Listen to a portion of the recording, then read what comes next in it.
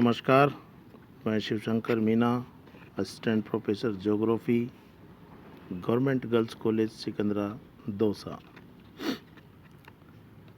BA second year के geography के student के लिए आज का हमारा टॉपिक है जनसंख्या से रिलेटेड, जो कि ह्यूमन ज्योग्राफी में है। वैसे तो रिसर्च ज्योग्राफी में भी आएगा, लेकिन ये मेन टॉपिक ह्यूमन ज्योग्राफी का है। इससे पहले मैंने वीडियो में आपको बताया था कि पॉपुलेशन क्या होती है, इसको जनसंख्या वितरण एवं घनत्व को प्रभावित करने वाले कारक कौन कौन से हैं, इसमें जनसंख्या का वितरण एवं घनत्व कैसे कैसे कहाँ पर है, कहाँ अधिक है, कहाँ मध्यम है, कहाँ न्यून है, और मैप के द्वारा भी बताया था। अब आगे के टॉपिक है कि विकासशील देशों की जनसंख्या समस्याएं क्या होती है। इसमें ओवरऑल पढ़ेंगे हम। एक टॉपिक लेंगे कि विश्व जनसंख्या की समस्याएं, उसके बाद लेंगे विकासशील देशों की जनसंख्या समस्याएं और विकसित देशों की जनसंख्या समस्याएं। तो इसको हर तरीके से स्टडी करेंगे, जनरल वे में भी करेंगे, डेवलपिंग कंट्री, डेवलप्ड कंट्री, क्योंकि क्वेश्चन किसी भी तरीके से आ सकता है। और जनरली यही आता है कि डेवलपिंग कंट्री और डेवलप्ड कंट्री की पॉपुलेशन प्रॉब्लम्स क्या क्या है। तो पहले हम स्टडी करते हैं विकासशील देशों की जनसंख्या समस्याएं।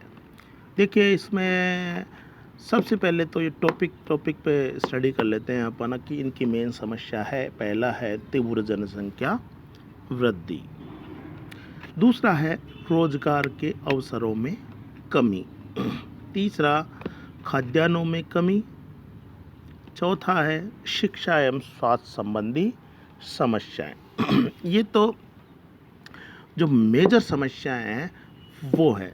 इसके अलावा और काफ़ी सारी हैं, लेकिन इन मेजर चार समस्याओं पे डिटेल से अपन समझते हैं। देखिएगा कि विकासशील देशों में इतना अच्छा डेवलपमेंट नहीं होता, ना ही विकसित देशों की तुलना में मजबूत आधारभूत संरचना, संसाधन और सभी तरीके के संसाधनों का विकास बहुत अच्छा नहीं होता है, और अर्थव्यवस्था भी विकसित देशों की तुलना में बहुत अच्छी नहीं होती है।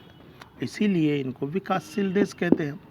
अन्यथा ये सब चीज़ें डेवलप हो जाए तो वो तो विकसित हो जाएगा, डेवलप्ड कंट्री में आ जाएगा। तो डेवलपिंग कंट्री में जैसे इंडिया आ गया, पाकिस्तान आ गया, ब्राज़ील आ गया, मैक्सिको आ गया। ये हर कंट्री से आप हर कॉन्टिनेंट से ले लीजिएगा एक एक दो कंट्री, जैसे बोलीविया, उधर सहारा डेजर्ट की लगभग सारे कंट्रीज़ ले लीजिए। तो अर्थात इनमें बहुत अच्छा विकास से विकसित देशों की तुलना में बहुत अच्छा विकास नहीं होता है। तो वहाँ रोज़गार के अवसरों में भी कमी होती है, कृषि का उत्पादन भी बहुत अच्छा नहीं होता है, इंडस्ट्रियों का सेटअप भी बहुत अच्छा नहीं होता है, ट्रांसपोर्टेशन, एजुकेशन और हेल्थ सुविधाओं का विकास बहुत अच्छा नहीं हो पाता। तो ये सब चीज़ें इफ़ेक्ट करेंगी पॉपुलेशन को। कोई चीज़ पर नेगेटिव तरीके से इफ़ेक्ट करेगी, कोई पॉजिटिव तरीके से। तो देखते हैं सबसे पहले तीव्र जनसंख्या वृद्धि। विकासशील देशों में जन्म दर अति उच्च पाए जाने के कारण प्रतिवर्ष जनसंख्या वृद्धि तेजी से होती रहती है। देखिएगा कि विकासशील देशों में जनसंख्या वृद्धि दर है, जो बर्थ रेट है, जन्म दर है, वो काफ़ी तीव्र होती है, जबकि डेवलप्ड कंट्री में ये कम होता है। और मृत्यु दर भी उच्च पाई जाती है। लेकिन देखो, बर्थ रेट भी हाई है और डेथ रेट भी हाई है, लेकिन डेथ रेट की कंपेयर में बर्थ रेट बहुत ज़्यादा होने के कारण यहाँ जनसंख्या वृद्धि होती है। जैसे उदाहरण के तौर पर दे देना, भारत, बांग्लादेश, चीन, पाकिस्तान आदि एशियाई देश तीव्र जनसंख्या वृद्धि के कारण वर्तमान समय में जनसंख्या विस्फोट की स्थिति से गुजर रहे हैं। और यहाँ भोजन, वस्त्र, मकान, स्वास्थ्य सुविधाओं, यातायात, व्यापार, उद्योग आदि आर्थिक एवं सामाजिक सुविधाओं का अभाव पाया जाता है। अब देखिए, ये लिखने के बाद, अच्छी तरह समझाने के बाद आंसर बुक में आप एक मैप भी दे दीजिएगा, जैसे पहले मैंने जनसंख्या का मैप दिया था और वर्ल्ड का मैप बना के ये जो कंट्रीज़ के एग्जाम्पल दिए हैं, भारत, बांग्लादेश, चीन, पाकिस्तान, इनको एग्जाम्पल के तौर पे वहाँ डॉट डॉट करके इंडेक्स करके बता दीजिएगा, तो एक सटीक आंसर हो जाएगा। सेकंड है रोजगार के अवसरों में कमी। देखिए, जितने संसाधन होंगे उसी के अनुरूप अगर जनसंख्या रहेगी तो संसाधनों पर दबाव नहीं पड़ेगा, अन्यथा अगर जनाधिक संसाधनों की तुलना में अधिक होगा तो जनसंख्या पर दबाव पड़ेगा और क्या होगा, रोजगार के अवसरों में कमी होगी। तो जनसंख्या के तीव्र गति से बढ़ने के कारण उसके मुकाबले रोजगार के अवसर घटते जा रहे हैं। कहाँ पे? विकासशील देशों में, जिसका सीधा प्रभाव बेरोजगारी एवं निर्धनता के स्तर में वृद्धि के रूप में परिलक्षित होता है। देखिए, एक चीज़ और आ गई है यहाँ चाहो तो अलग भी दे सकते हो आप। रोजगार के अवसरों में कमी, और रोजगार के अवसरों में कमी होगी तो आगे क्या होगा, निर्धनता की स्थिति बनी रहेगी। तो एक कारण निर्धनता की स्थिति भी है। खाद्यान्नों में कमी, जनसंख्या वृद्धि की अपेक्षा कृषि उत्पादन नहीं बढ़ पाता, जिसका सीधा प्रभाव जनता के स्वास्थ्य एवं कार्य क्षमता पर पड़ता है। भरपेट भोजन उपलब्ध नहीं होने के कारण देश की जनसंख्या का अधिकांश भाग कुपोषण का शिकार हो जाता है। खाद्यान्न पूर्ति के लिए विदेशों से अनाज आयात करना पड़ता है, जिसके कारण देश धीरे धीरे ऋणग्रस्त होता जाता है। देखिए, सीधा सा फड्डा है, अगर संसाधनों पर जनसंख्या अधिक हो गया तो कोई भी चीज़ अच्छी तरीके से डेवलप नहीं हो पाएगी। तो जितना जनसंख्या का डेवलपमेंट होता है, अगर वो ग्रोथ होती है, अगर उसी अनुपात में संसाधन नहीं बढ़े तो वहाँ पर खाद्यान्नों की कमी होगी, एग्रीकल्चर प्रोडक्शन की कमी होगी, रोजगार के अवसरों की कमी होगी और निर्धनता की स्थिति बन जाएगी। और इसका फाइनली इफेक्ट होगा कि अर्थव्यवस्था बहुत ही कमज़ोर हो जाएगी। नेक्स्ट है शिक्षा एवं स्वास्थ्य संबंधी समस्याएं।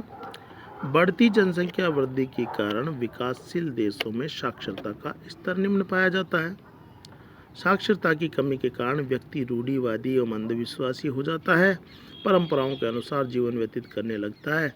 निरक्षरता का सीधा प्रभाव परिवार नियोजन एवं स्वास्थ्य आदि पर पड़ता है। देखिएगा, डेवलपिंग कंट्रीज में, विकासशील देशों में लोग आध्यात्मिक रूप से ज़्यादा जीते हैं और आधुनिकता की तरफ थोड़ा कम ध्यान देते हैं। खैर, आजकल ये स्थिति थोड़ी बदल रही है, आजकल डेवलपिंग कंट्री भी बहुत आगे निकल चुके हैं, इंडिया भी बहुत आगे निकल चुका है और डेवलप्ड कंट्री की ओर अग्रसर हो रहा है। लगभग ये स्थितियाँ हो चुकी हैं। तो यह क्या होता है, ट्रेडिशनल तरीके से जीने के कारण व्यक्ति रूढ़िवादी और अंधविश्वासों में फंसा रहता है और एजुकेशन के लिए बच्चों को नहीं भेजते, निरक्षर रहता है, ना हेल्थ सुविधाओं का बेनिफिट लेते हैं और इन सब चीज़ों का प्रभाव होता है कि पूरे कंट्री, पूरे सोशल, इकोनॉमिक, पॉलिटिकल तरीके से नेगेटिव इफेक्ट पड़ता है। और विश्व के विभिन्न भागों में जनसंख्या की स्थिति के अनुसार जनसंख्या समस्याएं पाई जाती हैं। धनाधिक की स्थिति एवं जनाभाव दोनों में विपरीत पाई जाती है, अतः इनमें समस्याएं अलग अलग प्रकृति की होती हैं। वर्तमान समय में लगभग सभी देशों में जनसंख्या संबंधी कुछ ना कुछ समस्याएं पाई जाती है। देखिए, ये सब चीज़ें बताई मैंने, जैसे तीव्र जनसंख्या वृद्धि, रोजगार के अवसरों में कमी, उससे कारण क्या होगा कि पॉवर्टी, निर्धनता होगी, खाद्यान्नों में कमी, शिक्षा, स्वास्थ्य संबंधी समस्याएं। लेकिन ये सभी चीज़ें, एक रीजनल फैक्टर भी इन चीज़ों को इफ़ेक्ट करता है कि पर्टिकुलर एरिया में डेवलपमेंट होगा कि नहीं होगा। जैसे सहारा का डेजर्ट है, एकदम पोलर रीजन है, वहाँ टिपिकल क्लाइमेटिक कंडीशंस पाई जाती हैं, रिसोर्सों का भी थोड़ा अभाव सा रहता है या कमी रहती है, तो वो पर्टिकुलर रीजन डेवलप होने के लिए बहुत ही मुश्किल होता है, क्योंकि वहाँ पर आधारभूत संरचनाएं और सुविधाओं और संसाधनों का विकास करना बहुत ही इजी गोइंग नहीं होता है। तो देखिएगा, इसको समरी के रूप में बता देता हूँ। सबसे पहले ये 4-5 पॉइंट लिख देना उसके बाद एक मैप बना देना। मैप में जो जो आए आप एग्जाम्पल देते हो कंट्रीज़ के, उन मैपों को इंडेक्स बना के डिनोट कर दीजिएगा और फाइनली ये दे दीजिएगा कि एक रीजनल इफेक्ट के कारण भी जनाधिक की समस्याएं या कम समस्याएं या पॉजिटिव नेगेटिव तरीके से सभी तरीके से रीजनल इफेक्ट प्रभावित करता है। Thank you.